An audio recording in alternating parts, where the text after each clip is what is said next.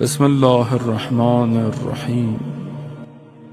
شب جمعہ ہے، شب دعا ہے، شب مغفرت ہے، شب زیارت سید الشہداء ہے۔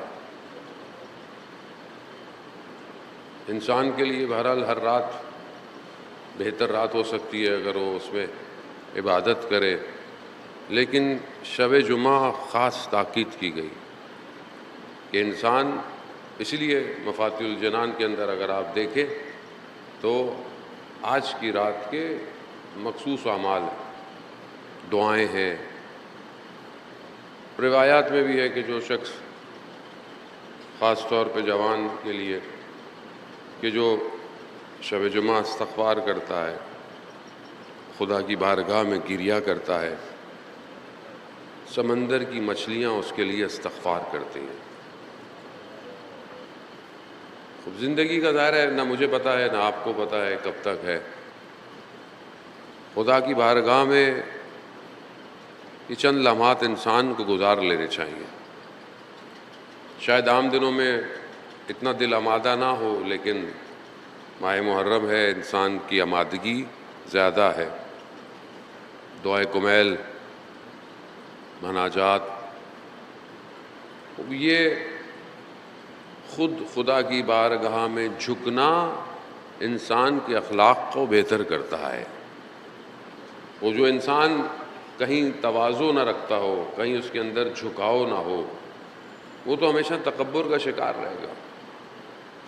لیکن ایک شخص کو پتہ ہے کہ میں نے کسی کے آگے ہاتھ اٹھانے ہیں، کہیں گڑ گڑانا ہے، محتاجی ہے، وہاں انسان اندر سے خود اس کی طبیعت ٹھیک ہو جاتی ہے۔ ایک انسان کو سب کچھ مل جائے، اس کو ساری ظاہری نعمتیں، باطنی نعمتیں سب ملا ہوا، اور اس کو کوئی پریشانی نہ ہو، اس کو کچھ ہو نہ ہو، تو اس کے اندر آہستہ آہستہ خود ایک ایسی چیز پیدا ہو جاتی ہے کہ وہ بے خیال ہو جاتا ہے اپنی زندگی میں، اسے کسی چیز کی پرواہ نہیں ہوتی، اور یہی چیز اس کو نقصان کا باعث بنتی ہے۔ مومن ہے ہی وہی جسے 40 دن میں کوئی نہ کوئی پریشانی آنی چاہیے۔ وہ مشہور واقعہ پیغمبر اکرم صلی اللہ علیہ وآلہ وسلم،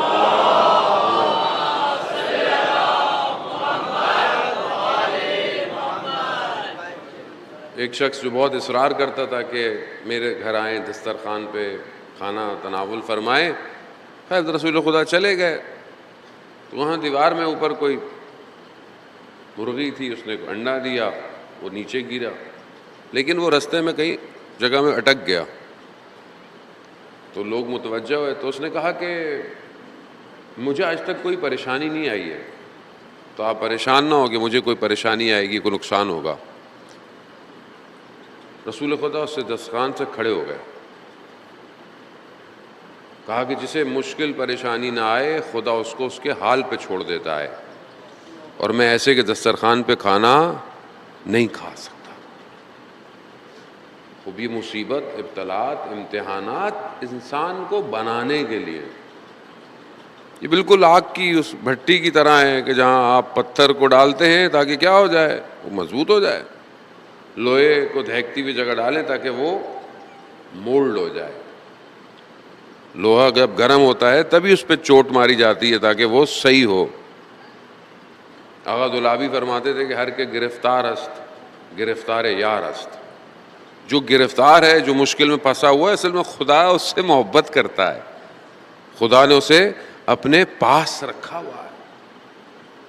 لیکن کیونکہ ہم سمجھتے ہیں کہ شاید یہ مشکل، یہ پریشانی، عزیزان محترم، دنیا کی مشکلیں بہت آسان ہیں قبر کی مشکل سے، اور قبر کی مشکل پھر آسان ہے قیامت کی مشکل سے۔ وہ اللہ نے سٹیج رکھے ہوئے ہیں کہ یہاں نہیں صاف ہوا، یہاں نہیں دھلا تو قبر میں، برزخ میں بھی نہیں ہوا تو پھر کہنے کو بہت آسان ہے یہ ساری باتیں، یہ کر لیں گے، دیکھ لیں گے۔ اصفہان کے عالم دین تھے، اپنے استاد سے وظیفہ لیا اور چند دن اصفہان کا مشہور قبرستان ہے تخت فولاد، اس میں جا کر عمل کیا. وہاں پرانے زمانے میں قبرستان میں کمرے بنے ہوئے، کمروں کے اندر قبریں ہیں. بہت پرانا قدیمی قبرستان ہے. ایک قبر کو ڈھونڈنے کے لیے اللہ نے ہمیں بھی توفیق دی تھی. کوئی بہت بڑے عالم دین تھے اور جن کی قبر میں شیخ بھائی گئے تھے، فاتحہ پڑھ رہے تھے تو اندر سے آواز آئی تیار ہو جاؤ. شیخ بھائی کے چہرے کا رنگ بدل گیا تھا اور چند مہینوں کے بعد شیخ بھائی کا، تو ہم نے بولا ہم بھی اس قبر میں جاتے ہیں. بہرحال ہمیں بھی خدا نے توفیق دی، البتہ ہم اس قابل نہیں تھے کہ ہمیں بھی اندر سے کوئی آواز آتی، لیکن بہرحال قبر سے تو ہم ہو کے آ گئے. اسی قبرستان کے اندر وہ کہتے ہیں میں وظیفہ کر رہا تھا، رات تھی، سردی، اصفہان کی سردی، برف. ایک مردے کو لایا گیا کمرے میں، رات کا صبح دفنائیں گے، دیر ہو گئی ہے، اندر چھوڑ کے چلے گئے. اور ایک شخص کو بٹھا دیا کہ قبر کے قریب قرآن پڑھتا رہے، تلاوت کرتا رہے. اب یہ تو وظیفہ کر رہے تھے کہ کچھ کھلے، تو انہوں نے دیکھا کہ 2 ملائکہ ہاتھوں میں آگ کی گرز لے کر آئے اور انہوں نے ایک ہی گرز اس مردے کو مارا ہے. اور اس کی چیخ پکار ایسی تھی، وہ کہتے ہیں پورا قبرستان ہل گیا اور ان کا بدن شل ہو گیا. اور یہ اب کہہ رہے ہیں، اس جو قاری قرآن پڑھ رہا اسے نظر نہیں آ رہا، انہیں نظر آ رہا. اس کو کہہ رہے ہیں مجھے باہر نکالو قبرستان سے، قبر. وہ کہہ رہے ہیں کہ سردی ہے باہر، آپ کہاں جا رہے ہیں؟ کہا نہیں مجھے باہر نکال. انہوں نے اپنے آپ کو خود گھسیٹتے ہوئے کہتے ہیں قبرستان اس کمرے سے باہر پھینکا. سردی تھی، بے ہوش ہو گئے. صبح جب شاگرد آئے تو دیکھا، جب ان کو لے گا ہاسپٹل تو ان کے جو استاد تھے وہ ان کے پاس آئے. کہا ایک لمحے کے لیے برزخ برداشت نہیں کر پائے، ایک لمحے کے لیے. اسی لیے شب جمعہ بہت امپورٹنٹ ہے، کیونکہ ہم تو زندہ ہیں، اس لیے ہمیں تو کوئی آئیڈیا نہیں ہے. لیکن جو دنیا سے چلے گئے ہیں، ہمارے مرحومین، ہمارے آباء و اجداد، ماں باپ، جو بھی چلے گئے، وہ شب جمعہ خاص انتظار کرتے ہیں کہ ان کی قبر پر یہاں سے کچھ جائے. کیا بھیجیں گے آپ؟ روایات میں شب جمعہ سے لے کر جمعے کی عصر تک، ظہر تک اللہ اجازت دیتا ہے کہ جاؤ اور جا کر خبر لو.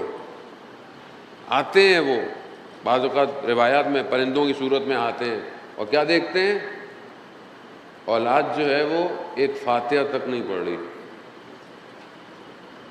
فاتحہ بھی دے رہی، یاد ہی نہیں کر رہی، اور اسی حالت میں افسوس کے ساتھ وہ، اور جا کر ایک دوسرے سے بتاتے ہیں کس نے کیا کیا. وہ ہمارا الٹیمیٹ ڈیسٹینیشن کا سیکنڈ فیز ہے. یعنی جب آپ یہاں سے جائیں گے، یہ بہت تھوڑا سا ہے، وہ بہت بڑا ہے. برزخ بہت بڑا ہے. بڑے سے مراد ہے کہ ظاہر ہے جو لوگ حضرت آدم کے بعد سے لے کر فوت ہوئے وہ کہاں ہیں؟ وہ کہاں ہیں؟ اتنے سال، ہزاروں سال ہو گئے، کہاں ہیں وہ؟ برزخ میں.